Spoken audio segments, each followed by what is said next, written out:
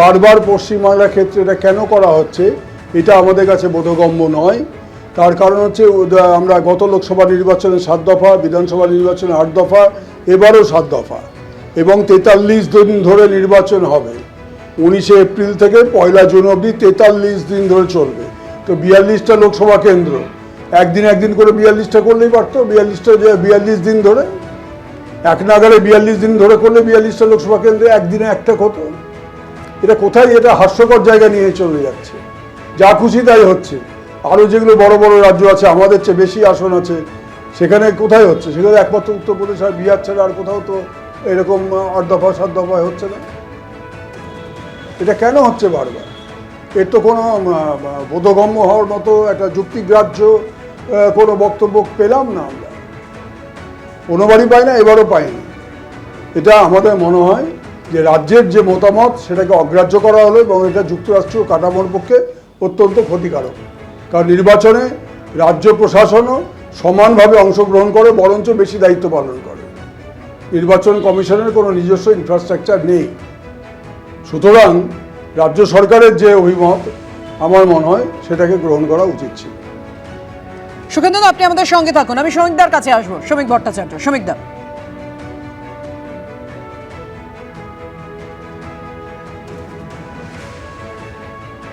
আমরা নির্বাচন কমিশনের এই সিদ্ধান্তকে স্বাগত জানাচ্ছি এই কারণেই যে পশ্চিমবঙ্গের নির্বাচনের সঙ্গে এই মুহূর্তে ভারতবর্ষের অন্যান্য নির্বাচনের একটা মৌলিক পার্থক্য থেকে গেছে। প্রত্যেকটা নির্বাচনকে পশ্চিমবঙ্গে রক্তাক্ত ক্ষতবিক্ষত করে দেওয়া হয়েছে।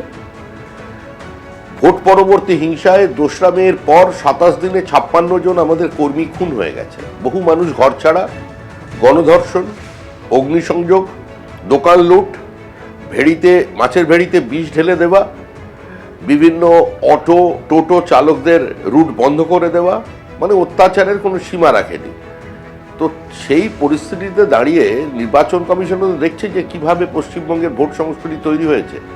যে ভোট সংস্কৃতি থেকে বিহার, উত্তরপ্রদেশ বেরিয়ে আসতে পেরেছে, সেখানেও আজকে 7 দফায় নির্বাচন হচ্ছে, আর পশ্চিমবঙ্গেও 7 দফায় নির্বাচন হচ্ছে। কারণ এটা পরিষ্কার যে কেন্দ্র নির্বাচন কমিশন তারা নির্বাচনটাকে অবাধ শান্তিপূর্ণ করতে চায়, ভয়মুক্ত করতে চায়, টার্ন আউট বাড়াতে চান, এবং ফোর্স যাতে ঠিক সময় মুভ করা যায়, অ্যাডমিনিস্ট্রেশনকে যাতে আরও শক্তভাবে সমস্ত নির্বাচনী হিংসাকে বন্ধ করতে পারে, সেই দিকে দৃষ্টি রেখে এটা করা হয়েছে। এখন বিরোধিতার জন্য বিরোধিতা তো অনেকেই করতে পারেন। তৃণমূল কংগ্রেস একটা পঞ্চায়েত নির্বাচন রাজ্য নির্বাচন কমিশনারকে দিয়ে করিয়ে 50 জনের প্রাণ নিয়ে নিলেন। শুধু এখানেই থেমে থাকলো না, বিডিওকে দিয়ে ভোট লুট করানো হচ্ছে, এবং সেখানে পুলিশ, সিভিক ভলেন্টিয়ার্স গিয়ে নির্বাচন করাচ্ছে। এই পরিস্থিতি কার্যত পশ্চিমবঙ্গে তৈরি করে দিয়েছে।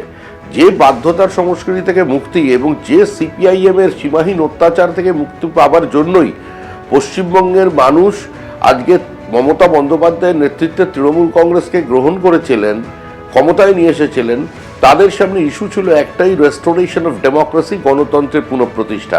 কিন্তু সেই গণতন্ত্রের পুনঃপ্রতিষ্ঠার নামে কার্যত তারা মানুষের বুকের ওপর দিয়ে স্টিম রোলার চালিয়ে দিয়েছেন।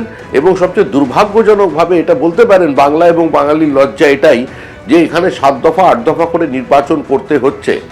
যে পশ্চিমবঙ্গ একদিন সারা ভারতবর্ষকে পথ দেখাতো, যারা মনে করতো, একটা উন্নাসিকতা বাঙালির ছিল যে আমরা কাউবেল্টের থেকে, রেস্ট অফ দ্য ইন্ডিয়ার থেকে অনেক বেশি এগিয়ে আছি, আমরা মানে একটা সংস্কৃতির শহরে বসবাস করি, তা আমাদের দৈনন্দিন যে আচরণ আর আমাদের approach to democracy, approach to Democratic system আমাদের আজকে যা দাঁড়িয়েছে, সেখানে বাধ্য হয়েই নির্বাচন কমিশনকে 7 দফায় ভোট করাতে হচ্ছে।